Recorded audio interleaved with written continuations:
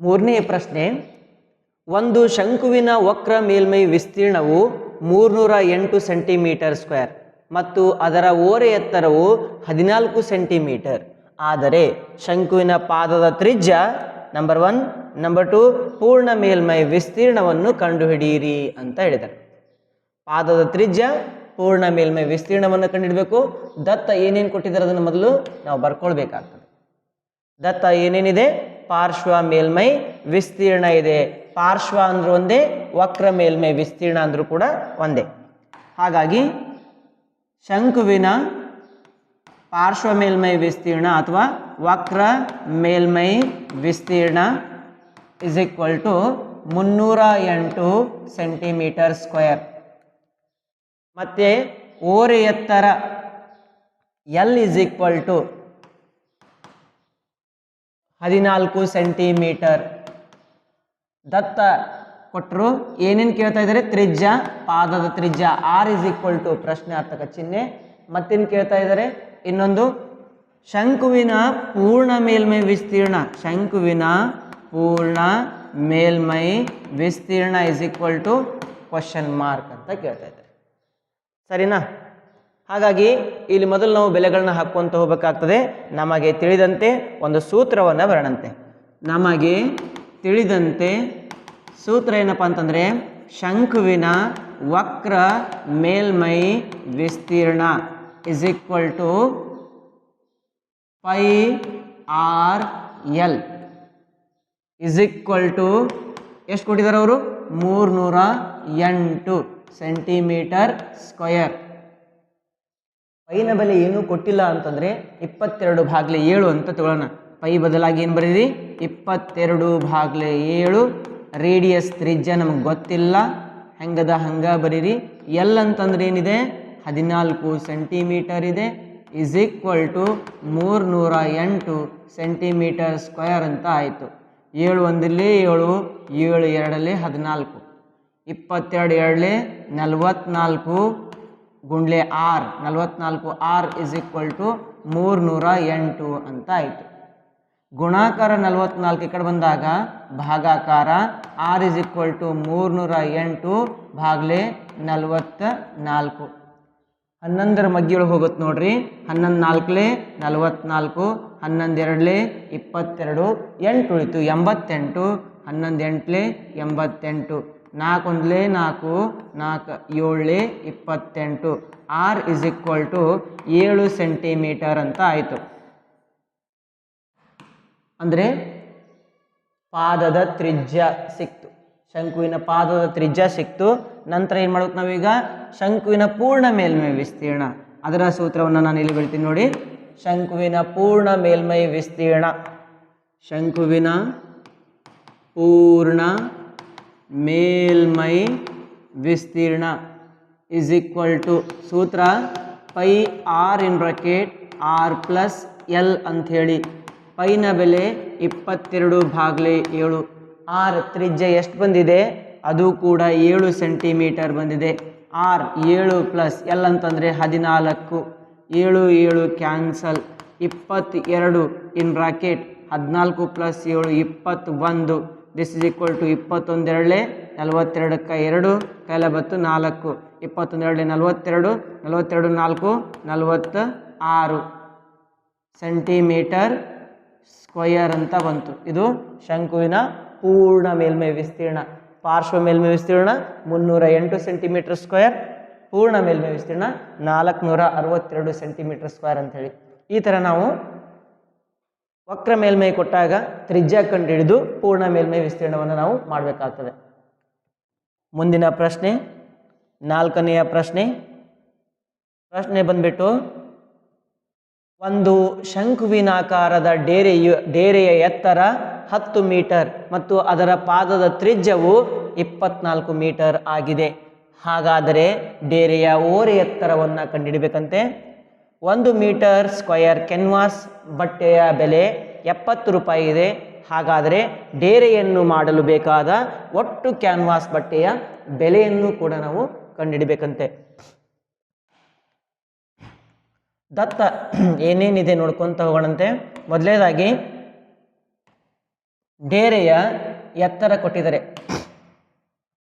ಡೇರೆಯ ಎತ್ತರ ಏನೇನಿದೆ ನೋಡಿ. ಡೇರೆಯ ಎತ್ತರ ಎಚ್ ಇಸ್ ಈಕ್ವಲ್ ಟು ದತ್ತದಲ್ಲಿ H is equal to 10 metre. ಅದಾದ ನಂತರ ಪಾದದ ತ್ರಿಜ್ಯ R is equal to 24 metre. ಡೇರೆಯ ಎತ್ತರ H is equal to 10 metre, ಪಾದದ ತ್ರಿಜ್ಯ 24 ಮೀಟರ್. ಕೇಳಿದ್ದೇನು ಕೇಳ್ತಾ ಇದ್ದಾರೆ, ಓರೆ ಎತ್ತರ L is equal to question mark. ಅದಾದ ನಂತರ ಒಟ್ಟು ಕ್ಯಾನ್ವಾಸ್ ಕಂಡುಹಿಡಬೇಕು. ಅಂದರೆ ಇದು ಡೇರೆ ಯಾವ ಥರ ಇದೆ, ಈ ಥರ ಡೇರೆ ಇದೆ. ಡೇರೆ ಅಂದರೆ ಟೆಂಟ್ ಈ ಥರ ರೆಡಿ ಮಾಡ್ತೀವಿ. ಟೆಂಟ್ ಇಲ್ಲಿ ಕೆಳಗಡೆ ಏನು ಹಾಸುವುದಿಲ್ಲ ನಾವು, ಹಾಗಾಗಿ ಇಲ್ಲಿ ಕೆಳಗಡೆ ಏನಪ್ಪ ಅಂದ್ರೆ ಹಾಸುವುದಕ್ಕೆ ಕ್ಯಾನ್ವಾಸ್ ಉಪಯೋಗ ಆಗಂಗಿಲ್ಲ ಅಂತಂದರೆ ಎಲ್ಲಿ ಕ್ಯಾನ್ವಾಸ್ ಉಪಯೋಗ ಆಗ್ತದ, ಕೇವಲ ವಕ್ರ ಮೇಲ್ಮೈ ಒಳಗಡೆ ಮಾತ್ರ ಕ್ಯಾನ್ವಾಸ್ ಉಪಯೋಗ ಆಗುತ್ತೆ. ಹಾಗಾಗಿ ವಕ್ರ ಮೇಲ್ಮೈ ವಿಸ್ತೀರ್ಣವನ್ನು ಕಂಡುಹಿಡಬೇಕಾಗ್ತದೆ. ನಾನು ಕ್ಯಾನ್ವಾಸ್ನ ಅಥವಾ ಶಂಕುವಿನ ವಕ್ರ ಮೇಲ್ಮೈ ವಿಸ್ತೀರ್ಣ is equal to question mark. ಅದು ನಮಗೆ ಗೊತ್ತಿಲ್ಲ. ಅದಾದ ನಂತರ ಒಟ್ಟು ಕ್ಯಾನ್ವಾಸ್ ಬಟ್ಟೆಯ ಬೆಲೆ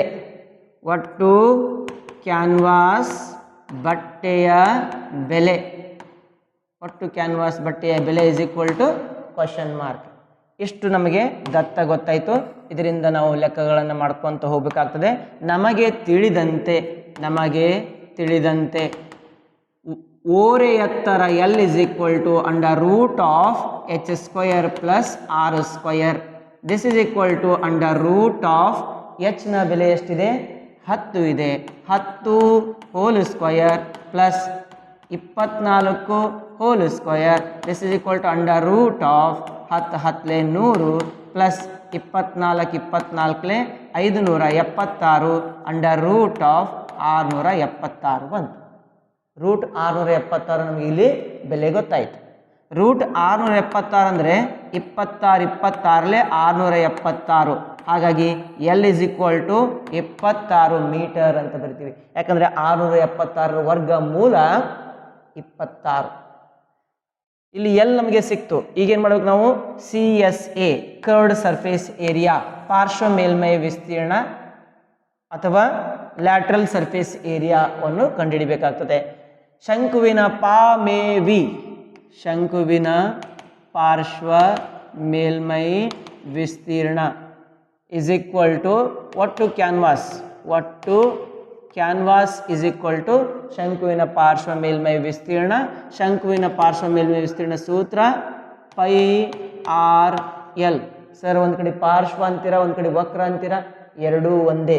ಪಾರ್ಶ್ವ ಮೇಲ್ಮೈ ಅಂದರೂ ಕೂಡ ಒಂದೇ, ವಕ್ರ ಮೇಲ್ಮೈ ಅಂದರೂ ಕೂಡ ಒಂದೇ, ತೊಂದರೆ ಇಲ್ಲ. ಇಲ್ಲಿ ಶಂಕುವಿನ ವಕ್ರ ಮೇಲ್ಮೈ ಅಥವಾ ಪಾರ್ಶ್ವ ಮೇಲ್ಮೈ ವಿಸ್ತೀರ್ಣ ಸೂತ್ರ πr/l. ಪೈನ ಬೆಲೆ ಅವ್ರು ಕೊಟ್ಟಿದ್ರೆ ಆ ಬೆಲೆ ಹಾಕಿ, ಏನಾದರೂ ಕೊಟ್ಟಿದ್ದಾರಾ ಚೆಕ್ ಮಾಡ್ಕೊಳ್ಳಿ. ಇಲ್ಲಿ ಪೈನ ಬೆಲೆ ಇದೆ, ಎಷ್ಟಿದೆ, 3.14. ಇಲ್ಲ, ಮುಂದಿನ ಪ್ರಶ್ನೆಗೆ ಅದು 4ನೇ ಪ್ರಶ್ನೆಯೊಳಗಿಲ್ಲ. ಹಾಗಾಗಿ ಪೈನ ಬೆಲೆ 22/7 ಅಂತ ತೆಗೆದುಕೊಳ್ಳೋಣ. ಇಂಟು ಆರ್, ತ್ರಿಜ್ಯದ ಬೆಲೆ ಎಷ್ಟಿದೆ, 24 ಇದೆ, ಅದನ್ನು ಕೂಡ ಬರೆಯಣಂತೆ. ಎಲ್ ಅಂತಂದರೆ 26 ಮೀಟರ್ ಇದೆ, ಅದನ್ನು ಬರೆಯೋಣ. Okay, this is equal to ಗುಣಾಕಾರ ಮಾಡ್ಕೊತ ಹೋಗೋಣಂತೆ.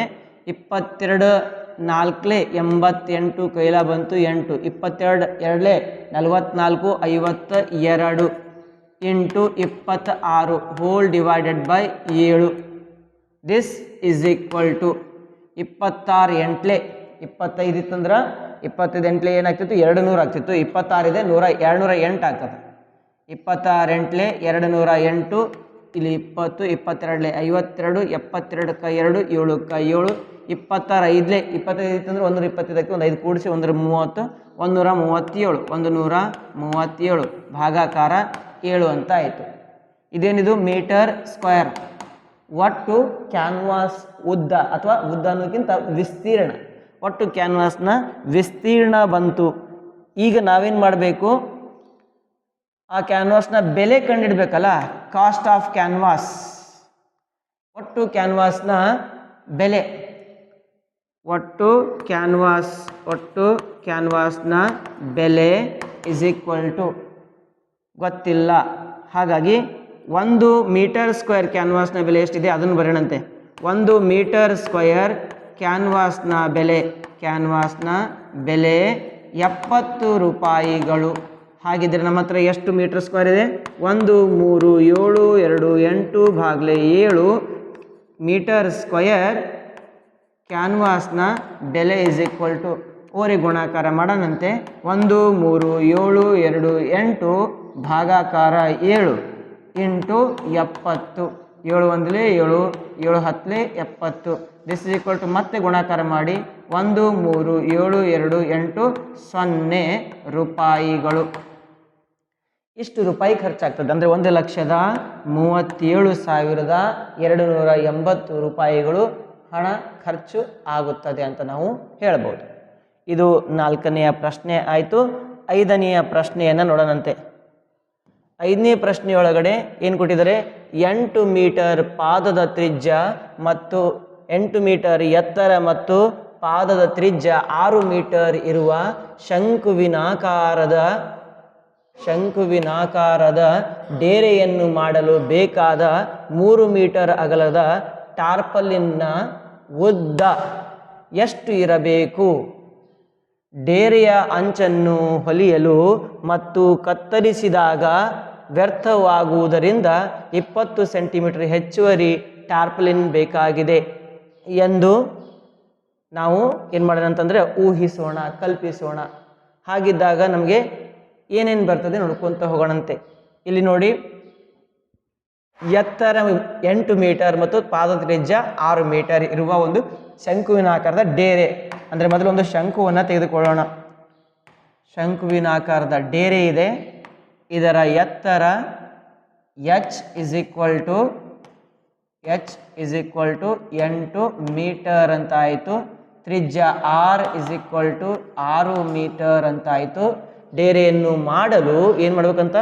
ಬೇಕಾದ 3 ಮೀಟರ್ ಅಗಲದ ಟಾರ್ಪಲಿನ್. ಅಂತಂದರೆ ಈ ಥರ ಶಂಕು ಮಾಡಬೇಕು ಅಂತಂದರೆ ಆಯತ ಇದ್ದಲ್ಲೇ ಶಂಕು ಆಗ್ತದೆ. ಆಯತದಿಂದನೇ ಶಂಕು ಮಾಡ್ತೀವಿ, ನೆನಪಿರಲಿ. ಆಯತದಿಂದನೇ ಏನು ರೆಡಿ ಮಾಡ್ಬೇಕು ನಾವು? ಶಂಕು ಮಾಡಬೇಕಿದು ಆಯತ ಅದ. ಇದನ್ನು ಮಡಚಿಕೊಂಡು ಈ ಥರ ಮಡಚಿ ನಾವೇನು ಮಾಡಬೇಕಾಗ್ತದೆ? ಶಂಕು ಮಾಡಬೇಕಾಗ್ತದೆ. ಈ ಥರ ಮಾಡಬೇಕು ಅಂತಂದರೆ ನಮ್ಮ ಹತ್ರ ಒಂದು ಆಯತ ಬೇಕಲ್ಲ. ಈ ಆಯತದ ಏನು ಕೊಟ್ಟಿದ್ದಾರೆ ಅವರು? 3 ಮೀಟರ್ ಅಗಲ ಕೊಟ್ಟಿದ್ದಾರೆ. 3 ಮೀಟರ್ ಅಗಲ ಅಂತ ಬರ್ಕೊಂಡು ಇಲ್ಲಿ ಅಗಲ ಇಸ್ ಈಕ್ವಲ್ ಟು 3 ಮೀಟರ್. ಅಗಲಕ್ಕೆ ನಾವು ಬ್ರೆಡ್ತ್ ಅಂತ ಕರಿತೀವಿ. Breadth b is equal to 3 metre, ಅಗಲ 3 ಮೀಟರ್. ಉದ್ದ ನಮಗೆ ಗೊತ್ತಿಲ್ಲ. ಉದ್ದ ಇಸ್ ಈಕ್ವಲ್ ಟು ಗೊತ್ತಿಲ್ಲ. ಉದ್ದ is equal to question mark. ಅವ್ರೇನಂತಾರೆ? ಟಾರ್ಪಲಿನ್ನ ಉದ್ದ ಎಷ್ಟಿರಬೇಕು? ಉದ್ದ ಕಂಡಿಡ್ಬೇಕಂತೆ. ಡೇರೆಯ ಅಂಚನ್ನು ಹೊಲಿಯಲು, ಈ ಡೇರೆ ಏನದಲ್ಲ ಇದರ ಅಂಚನ್ನು ಹಿಂಗೆ ತಿರುಗಿಸ್ತೀವಿ. ಈ ಥರ ನಾವು ಮಡಚ್ತೀವಲ್ಲ, ಮಡಚಿದಾಗ ಏನಾಗ್ತದೆ? ಶಂಕು ಆಗ್ತದೆ. ಶಂಕು ಆದ ಒಂದ್ರ ಮೇಲೆ ಒಂದು ಈ ಥರ ಏನಾಗ್ತದೆ? ಓವರ್ಲ್ಯಾಪ್ ಆಗ್ತದೆ. ಈ ಪೇಪರನ್ನು ಈ ಥರ ಮಡಚಿ ನೀವೇನು ಮಾಡ್ಬೋದು? ಶಂಕು ಮಾಡ್ಬೋದು. ಶಂಕು ಮಾಡಿದ ಒಂದ್ರ ಮೇಲೆ ಒಂದು ಏನಾಗ್ತದೆ? ಓವರ್ಲ್ಯಾಪ್ ಆಗ್ತದೆ. ಒಂದ್ರ ಮೇಲೆ ಒಂದು ಓವರ್ಲ್ಯಾಪ್ ಆದಾಗ ಆ ಒಂದು ಓವರ್ಲ್ಯಾಪ್ ಆದಂಥ ಜಾಗದೊಳಗೆ ನಾವೇನು ಮಾಡೋಕ್ಕಾಗ್ತದೆ? ಹೊಲಿಬೇಕಾಗ್ತದೆ. ಒಂದ್ರ ಮೇಲೆ ಹೆಂಗೆ ಬೀಳ್ತದಲ್ಲ ಅಲ್ಲಿ ಹೊಲಿಬೇಕಾಗ್ತದೆ. ಹೊಲಿಬೇಕು ಮತ್ತು ಎಕ್ಸ್ಟ್ರಾ ಇದನ್ನು ಕಟ್ ಮಾಡಬೇಕು, ಕತ್ತರಿಸ್ಬೇಕು ಅಂತಂದರೆ ಸ್ವಲ್ಪ ಏನಾಗ್ಬಿಡ್ತದೆ? ವ್ಯಯ ಆಗ್ಬಿಡ್ತದೆ, ವೇಸ್ಟ್ ಆಗ್ತದೆ. ಇದನ್ನು ಇಲ್ಲಿ ರೆಡಿ ಮಾಡ್ಕೊಂಡು ಸ್ವಲ್ಪ ವೇಸ್ಟ್ ಆಗ್ತದೆ. ಎಷ್ಟು ವೇಸ್ಟ್ ಆಗ್ತದಪ್ಪ? ಕತ್ತರಿಸಿದಾಗ ವ್ಯರ್ಥವಾಗುವುದರಿಂದ 20 ಸೆಂಟಿಮೀಟರ್ ಹೆಚ್ಚುವರಿ ಟಾರ್ಪಲಿನ್ ಬೇಕಿದೆ. ಎಷ್ಟು ಸೆಂಟಿಮೀಟರ್ ಹೆಚ್ಚುವರಿ ಟಾರ್ಪಲಿನ್ ಬೇಕು? 20 ಸೆಂಟಿಮೀಟರ್ ಹೆಚ್ಚುವರಿ ಟಾರ್ಪಲಿನ್ ಬೇಕಾಗ್ತದೆ. ಹಾಗಾಗಿ ನಾವು ಉದ್ದವನ್ನು ನಾವು ಏನು ಮಾಡೋಕ್ಕಾಗ್ತದೆ? 20 ಸೆಂಟಿಮೀಟರ್ ಹೆಚ್ಚು ಅಂತ ನಾವು ತೆಗೆದುಕೊಂಡಾಗ ಟಾರ್ಪಲಿನ್ ಬೇಕಿದೆ ಎಂದು ಊಹಿಸಿ.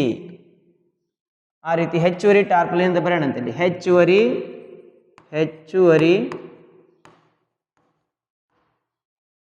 ಟಾರ್ಪೋಲಿನ್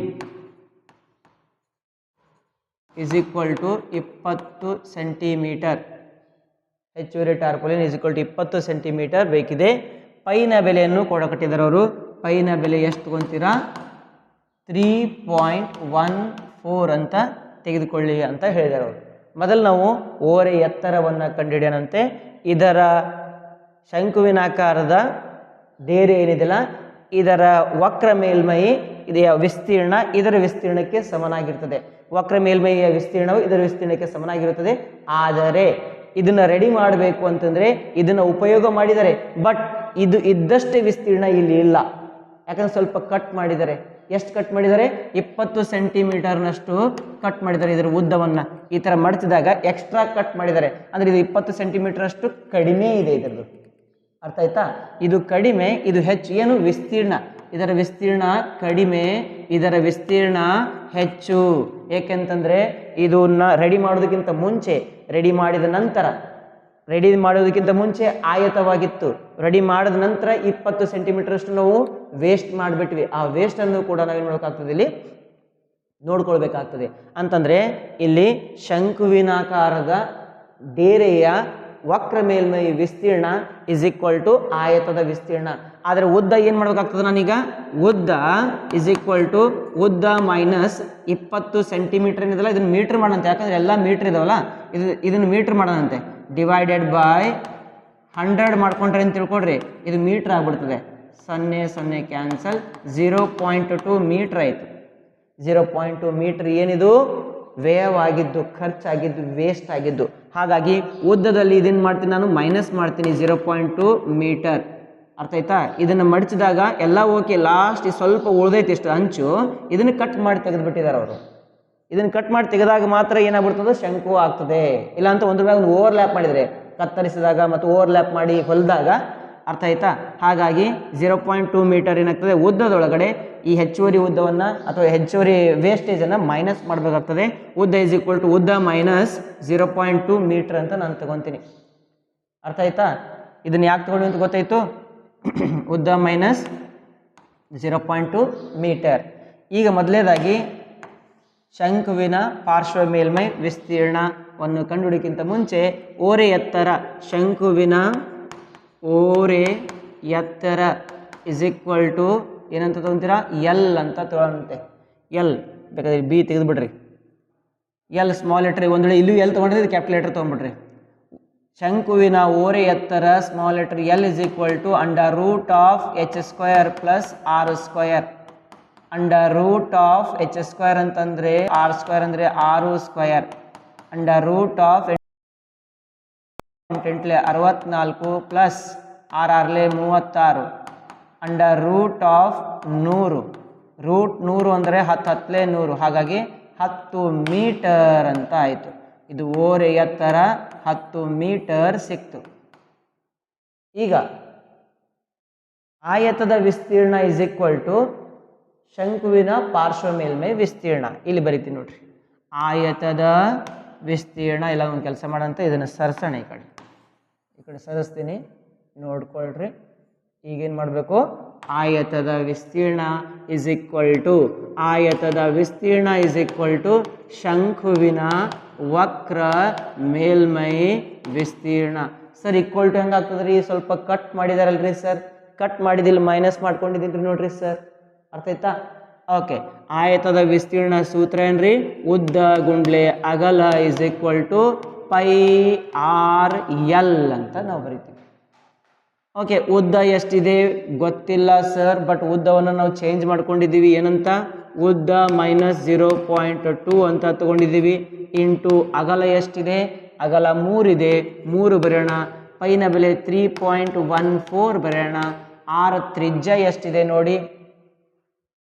ತ್ರಿಜ್ಯ 6 ಮೀಟರ್ ಅಂತ ಇದೆ. ಎಲ್ ಎಷ್ಟು ಬಂದಿದೆ ನೋಡಿ? ಎಲ್ 10 ಬಂದಿದೆ. ಕರೆಕ್ಟ್. ಇಂಟು 3 ಈ ಕಡೆ ಕಳಿಸ್ತೀನಿ, ಡಿವೈಡೆಡ್ ಬೈ ಆಗ್ತದ. ಅಂದ್ರೆ ಉದ್ದ minus 0.2 is equal to 3.14 into 10 ಮಾಡಿದಾಗ ಏನಾಗ್ತದ? 31.4 ಆಗ್ತದೆ. ಇದು ಇಂಟು 10 ಮಾಡ್ತೀನಿ, ಪಾಯಿಂಟ್ ಒಂದು ಈ ಕಡೆ ಕಳಿಸ್ಬಿಡ್ತೀನಿ. ಇಂಟು 10 ಮಾಡಿದ್ರೆ ಪಾಯಿಂಟ್ ಬಲಕ್ಕೆ ಹೋಗ್ತದೆ, ಡಿವೈಡ್ ಆದರೆ ಎಡಕ್ಕೆ ಬರ್ತದ. ಇಂಟು 6 ಡಿವೈಡೆಡ್ ಬೈ ಏನಿದೆ ಗುಣಾಕಾರ 3 ಈ ಕಡೆ ಬಂದಾಗ ಡಿವೈಡೆಡ್ ಬೈ 3 ಒಂದಲೇ 3 ಎರಡಲೇ. ಉದ್ದ ಮೈನಸ್ 0.2 ಇಸ್ ಈಕ್ವಲ್ ಟು 4 ಎರಡಲೇ 8, 2 ಒಂದಲೇ 2, 2 ಮೂರಲೇ 6 ಮೈನಸ್ ಈ ಕಡೆ ಬಂದಾಗ ಪ್ಲಸ್ ಆಗ್ತದೆ. ಉದ್ದ ಇಸ್ ಈಕ್ವಲ್ ಟು 62.8 ಪ್ಲಸ್ 0.2 ಅಂತ ಆಯಿತು. ಉದ್ದ ಇಸ್ ಈಕ್ವಲ್ ಟು ಎರಡನ್ನು ಕೂಡಿಸೋಣಂತೆ ಎಷ್ಟಾಗ್ತದೆ? 63 ಮೀಟರ್ ಅಂತ ಬಂತು. ಅಂದರೆ ನಮಗೆ ಬೇಕಾದಂತಹ ಟಾರ್ಪೋಲಿನ್ ಅಥವಾ ಕ್ಯಾನ್ವಾಸ್ ಏನಿದೆಯಲ್ಲ ಅದರ ಉದ್ದ ಎಷ್ಟಿರಬೇಕು? 63 ಮೀಟರ್ ಇರಬೇಕಾಗ್ತದೆ. ಸರಿನಾ? ಈ ರೀತಿಯಾಗಿ ನಾವು ಲೆಕ್ಕವನ್ನು ಬಿಡಿಸ್ಬೋದು. ಮುಂದಿನ ಪ್ರಶ್ನೆಯನ್ನು ನೋಡೋಣ. ಪ್ರಶ್ನೆ ಬಂದ್ಬಿಟ್ಟು 6ನೆಯ ಪ್ರಶ್ನೆ ಏನು ಹೇಳ್ತದೆ ಪ್ರಶ್ನೆ? ಒಂದು ಶಂಕುವಿನಾಕಾರದ ಗುಮ್ಮಟದ ಓರೆ ಎತ್ತರ, ಯಾವ ಎತ್ತರ? ಓರೆ ಎತ್ತರ. ಓರೆ ಎತ್ತರ ಏನು ಕೊಟ್ಟಿದ್ದಾರೆ ಅವರು?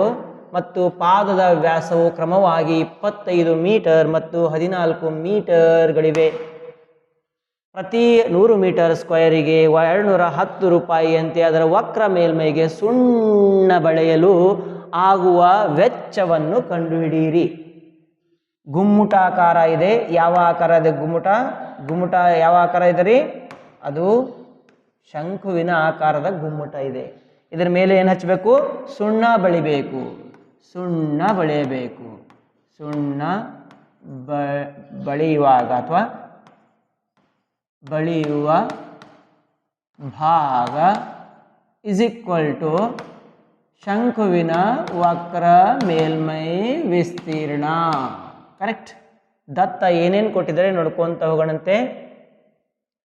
ಇದರ ಓರೆ ಎತ್ತರ ಮತ್ತು ಪಾದದ ವ್ಯಾಸಗಳು ಕ್ರಮವಾಗಿ ಓರೆ ಎತ್ತರ ಎಷ್ಟು ಕೊಟ್ಟಿದ್ದಾರೆ? 25 ಮೀಟರ್ ಕೊಟ್ಟಿದ್ದಾರೆ.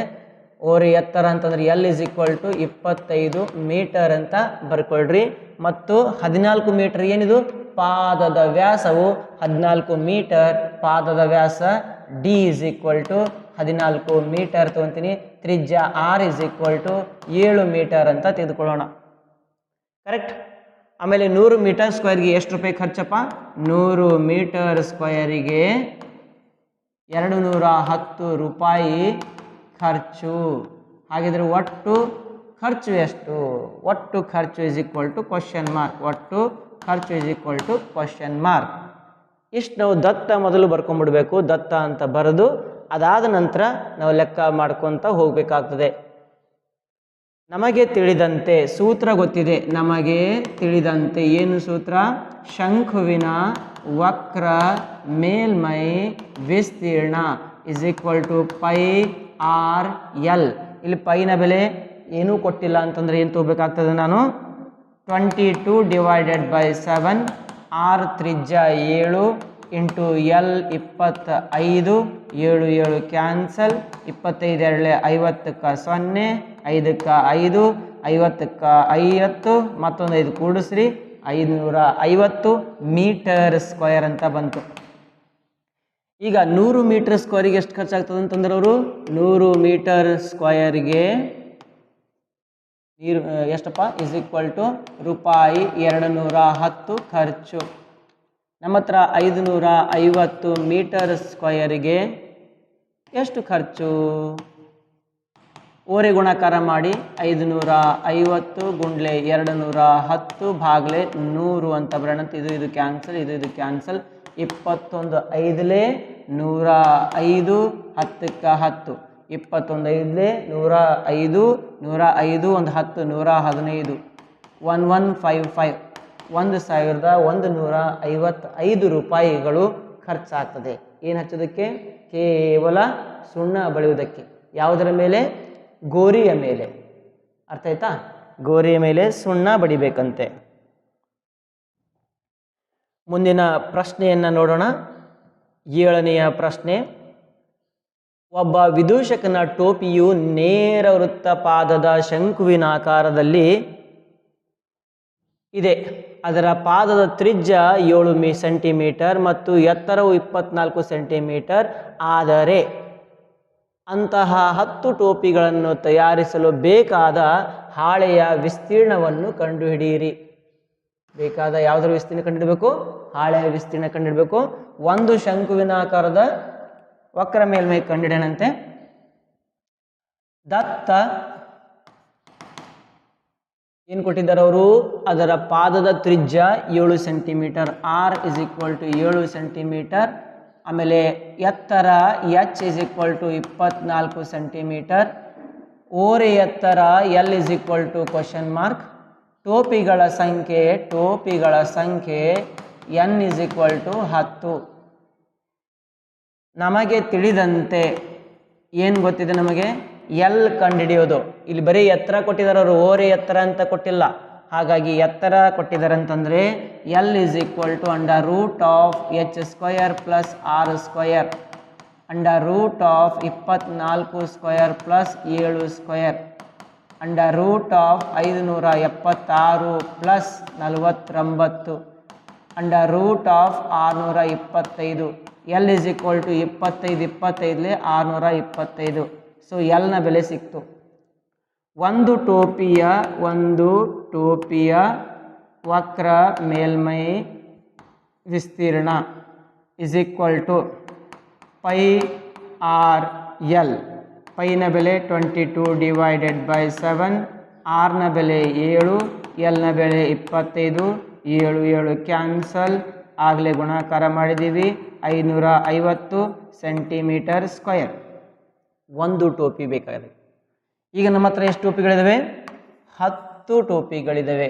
ಹಾಗಾಗಿ 10 ಟೋಪಿಗಳ ವಿಸ್ತೀರ್ಣ ಇಸ್ ಈಕ್ವಲ್ ಟು 10 ಟೋಪಿಗಳಿಗೆ ಬೇಕಾದ ಕಾಗದದ ವಿಸ್ತೀರ್ಣ is equal to 10 × 550 metre square ಅಂತಂದರೆ ಎಷ್ಟು ಬಂತ್ರಿ? 5500 ಮೀಟರ್ ಸ್ಕ್ವೇರ್. ಮೀಟರ್ ಅಲ್ಲ, ಇದು ಮೀಟರ್ ಅಲ್ಲ, ಸೆಂಟಿಮೀಟರ್ ಸ್ಕ್ವೇರ್. ಇಷ್ಟು ಆನ್ಸರ್ ಬರ್ತದೆ. ಇಷ್ಟು ಆನ್ಸರ್ ನೀವು ಬರಿಬೇಕಾಗ್ತದೆ. ಇದು 7ನೆಯ ಪ್ರಶ್ನೆ. ಮುಂದಕ್ಕೆ ಹೋಗೋಣ. 8ನೆಯ ಪ್ರಶ್ನೆಗೆ. ಕೊನೆಯ ಪ್ರಶ್ನೆ, ಮರುಬಳಕೆ ಮಾಡಿದ ಕಾರ್ಡ್ಬೋರ್ಡ್ನಿಂದ ತಯಾರಿಸಿದ 50 ಟೊಳ್ಳಾದ ಶಂಕುಗಳನ್ನು ಉಪಯೋಗಿಸಿಕೊಂಡು ಬಸ್ ನಿಲ್ದಾಣವನ್ನು ದುರಸ್ತಿ ಸಂದರ್ಭದಲ್ಲಿ ಅಥವಾ ರಸ್ತೆಯ ಮುಂಭಾಗದಲ್ಲಿ ಉಳಿದ ಭಾಗದಿಂದ ಪ್ರತ್ಯೇಕಿಸಿದೆ. ಹೌದಾ? ಪ್ರತಿ ಶಂಕುವಿನ ಪಾದದ ವ್ಯಾಸವು 40 ಸೆಂಟಿಮೀಟರ್ ಮತ್ತು ಎತ್ತರವು 1 ಮೀಟರ್ ಇದೆ. ಅದರ ಹೊರಭಾಗಕ್ಕೆ ಬಣ್ಣ ಬಳಿಯಬೇಕಾಗಿದೆ. ಪ್ರತಿ 1 ಮೀಟರ್ ಸ್ಕ್ವೇರಿಗೆ 12 ರೂಪಾಯಿ ವೆಚ್ಚವಾದರೆ ಈ ಎಲ್ಲ ಶಂಕುಗಳಿಗೆ ಬಣ್ಣ ಬಳಿಯಲು ತಗುಲುವ ವೆಚ್ಚವನ್ನು ನಾವು ಕಂಡು ಹಿಡಿಯಬೇಕಾಗಿದೆ. ಪೈನ ಬೆಲೆಯನ್ನು ಕೊಟ್ಟಿದ್ದಾರೆ. ಎಷ್ಟಂತ ಕೊಟ್ಟಿದ್ದಾರಪ್ಪ? ಪೈನ ಬೆಲೆ 3.14 ಅಂತ ಕೊಟ್ಟಿದ್ದಾರೆ. ಅದನ್ನು ಕೂಡ ಬರ್ಕೊಳ್ಳೋಣಂತೆ. ಆಮೇಲೆ ಅಂಡರ್ ರೂಟ್ ಆಫ್ 1.04. ರೂಟ್ 1.04 ಅಂತಂದರೆ ಅದರ ಬೆಲೆ ಎಷ್ಟು ಕೊಟ್ಟಿದ್ದಾರೆ? 1.02 ಅಂತ ಕೊಟ್ಟಿದ್ದಾರೆ. ರೂಟ್ 1.04ನ ಬೆಲೆ ರೂಟ್ 1.02. ದತ್ತ ಬರಣಂತೆ ಒಟ್ಟು ಶಂಕುಗಳ ಎಷ್ಟದವ್ರಿ? ಒಟ್ಟು ಶಂಕುಗಳ ಸಂಖ್ಯೆ is equal to n is equal to 50 ಶಂಕುಗಳ ಸಂಖ್ಯೆ ಆಯಿತು. ಅದಾದ ನಂತರ ಬಸ್ ಹೋಗುವಂಥ ರಸ್ತೆ ನಿಲ್ದಾಣದಲ್ಲಿ ಈ ಥರ ಇಡಬೇಕಂತ, ಬಸ್ ಸ್ಟ್ಯಾಂಡ್ ಒಳಗಡೆ. ಹೌದಾ? ಈ ಕಡೆಯಿಂದ ಬಸ್ ಬರ್ತಾವಂತ, ಆದರೆ ಈ ಭಾಗದೊಳಗೆ ಯಾರೂ ಹೋಗಬಾರ್ದು ಅಂತ ಹೇಳಿ ಈ ಥರ ಏನು ಮಾಡ್ತಾರೆ? ಶಂಕುವಿನ ಆಕಾರದ ಡಬ್ಬಗಳನ್ನು ಇಟ್ಟಿದ್ದಾರೆ. ಉಳಿದ ಭಾಗದಿಂದ ಪ್ರತ್ಯೇಕಿಸಿದೆ. ಪ್ರತಿ ಶಂಕುವಿನ ಪಾದದ ವ್ಯಾಸ ಡಿ ಇಸ್ ಈಕ್ವಲ್ ಟು ಎಷ್ಟಿದೆ? ಪಾದದ ವ್ಯಾಸ 40 ಸೆಂಟಿಮೀಟರ್. 40 ಸೆಂಟಿಮೀಟರ್. ತ್ರಿಜ್ಯ ಆರ್ ಇಸ್ ಈಕ್ವಲ್ ಟು ಅದರ ಅರ್ಧ ಬರೀರಿ 20 ಸೆಂಟಿಮೀಟರ್. ಇದನ್ನು ಮೀಟ್ರಿಗೆ ಕನ್ವರ್ಟ್ ಮಾಡಬೇಕು. ಅಂದರೆ ಏನಾಗ್ತದೆ? 20/100 0.2 ಮೀಟರ್. ಅಂದರೆ ಆರ್ ಇಸ್ ಈಕ್ವಲ್ ಟು ಎಷ್ಟು ಸಿಕ್ತು? 0.2 ಮೀಟರ್ ಸಿಕ್ತು. ತ್ರಿಜ್ಯ ಸಿಕ್ತು. ಅದಾದ ನಂತರ ಎತ್ತರ ಕೊಟ್ಟಿದ್ದಾರೆ. ಎತ್ತರ H is equal to 1 metre. H is equal to 1 metre. ಅದರ ಹೊರಭಾಗಕ್ಕೆ ಬಣ್ಣ ಬೆಳೆಯಬೇಕಾದರೆ 1 ಮೀಟರ್ ಸ್ಕ್ವೇರ್ಗೆ ಎಷ್ಟು ಖರ್ಚು ಆಗ್ತದೆ? 1 ಮೀಟರ್ ಸ್ಕ್ವೇರ್ಗೆ ಖರ್ಚು ಎಷ್ಟು ರೂಪಾಯಿ? 12 ರೂಪಾಯಿ. ಅದಾದ ನಂತರ ಏನು ಬೆಲೆ ಕೊಟ್ಟಿದ್ದಾರೆ? Pi is equal to 3.14. ಅದಾದ ನಂತರ ರೂಟ್ 1.04 ಇಸ್ ಈಕ್ವಲ್ ಟು 1.02 ಅಂತಲೂ ಕೊಟ್ಟಿದ್ದಾರೆ. ಕರೆಕ್ಟ್? ಎಲ್ಲ ಬೆಲೆಗಳನ್ನು ಉಪಯೋಗ ಮಾಡಿ ನಾವು ಲೆಕ್ಕವನ್ನು ಮಾಡ್ಕೊತ ಹೋಗಬೇಕಾಗ್ತದೆ.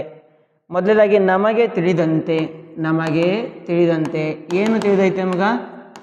ಎಲ್ ಗೊತ್ತಿಲ್ಲ, ಎಚ್ ಗೊತ್ತಿದೆ. L is equal to under root of h square plus r square. H ಒಂದು ಶಂಕುವಿನ ಪಾರ್ಶ್ವ ಮೇಲ್ಮೈ ವಿಸ್ತೀರ್ಣ ಅಂತಂದರೆ is equal to pi R l ಅಂತ ನಾವು ಬರೆದ್ವಿ. ಪೈನ ಬೆಲೆ ಏನಿದೆ ಕೊಟ್ಟಿದ್ದಾರೆ ಇಲ್ಲಿ? ಪೈನ ಬೆಲೆ 3.14 ಇದೆ. 3.14 ಬರೆಯೋಣ. ಆರ್ ತ್ರಿಜ್ಯ 0.2, ಎಲ್ ಓರೆ ಎತ್ತರ 1.02 ಅಂಥೇಳಿ. ಇದು ಒಂದು ಶಂಕುವಿನ ಪಾರ್ಶ್ವ ಮೇಲ್ಮೈ ವಿಸ್ತೀರ್ಣ ಆಯಿತು. ಈಗ ಈ ಥರದ ಎಷ್ಟು ಶಂಕುಗಳಿದ್ದಾವೆ? 50 ಶಂಕುಗಳ ಪಾರ್ಶ್ವ ಮೇಲ್ಮೈ ವಿಸ್ತೀರ್ಣ. 50 ಶಂಕುಗಳ ಪಾರ್ಶ್ವ ಮೇಲ್ಮೈ ವಿಸ್ತೀರ್ಣ ಇಸ್ ಈಕ್ವಲ್ ಟು, ಇದಕ್ಕೆ 50ರಲ್ಲೇ ಗುಣಾಕಾರ ಮಾಡಂತೆ 3.14 ಗುಂಡ್ಲೆ 0.2 ಗುಂಡ್ಲೆ 1.02 ಗುಂಡ್ಲೆ 50 ಗುಣಾಕಾರ ಮಾಡಂತೆ. This is equal to